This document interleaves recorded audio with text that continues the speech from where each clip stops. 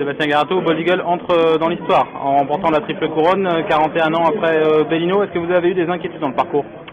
Bold, déjà c'est super ce qu'il a fait. Après d'inquiétude durant le parcours, non, franchement non. Le choix la bonne course, les bons dos devant lui. Après Valco, il a fait tirer la course un petit peu dans les tribunes. Et ensuite il avait Brial Dark dans le dos, c'est le dos qu'on voulait à la base durant la course. C'est comme le cheval à la base que je pensais, c'est un cheval dur. Et après voilà, ça s'est bien passé.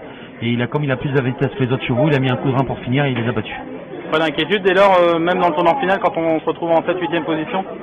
Ouais, mais il y a le décalage chauffé, donc on est 6-7e dans la course, dans le dernier virage, mais on est quand même pas loin. Donc je sais que quand le décalage va se faire avec David et devant c'était la jument Jean-Michel je crois, ou Lionel je sais plus, et le décalage se fait, donc on vient sur les autres et là il est terrible. En 100 mètres il fait la différence et il gagne vraiment brillamment. Voilà, il n'a pas baissé les yeux hier.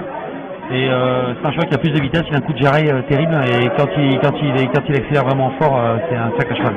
Quel sentiment vous anime quand on parle de Bold Eagle? Quelle est la première impression qui vous vient et le premier sentiment qui vous vient? Sentiment, c'est un sentiment un peu de fierté pour toute l'équipe parce que même si on a le meilleur cheval, il faut quand même l'amener au top durant toutes les courses, qu'il n'y ait pas de problème de santé et puis il va avoir beaucoup de chance d'avoir ce cheval-là à entraîner. Et voilà, c'est davantage ça. Et puis on s'en rend pas trop compte.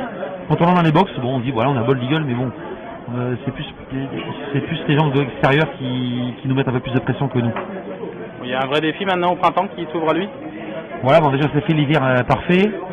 Et maintenant on va faire la course de rentrée dans l'Atlantique sur 2100 mètres pour préparer le Hit Club au mois de fin mai. Donc on va courir l'Atlantique. On ne fera pas le prix Kerjak, on ne fera pas à Caen. On ira directement à Hit Club un mois avant la course.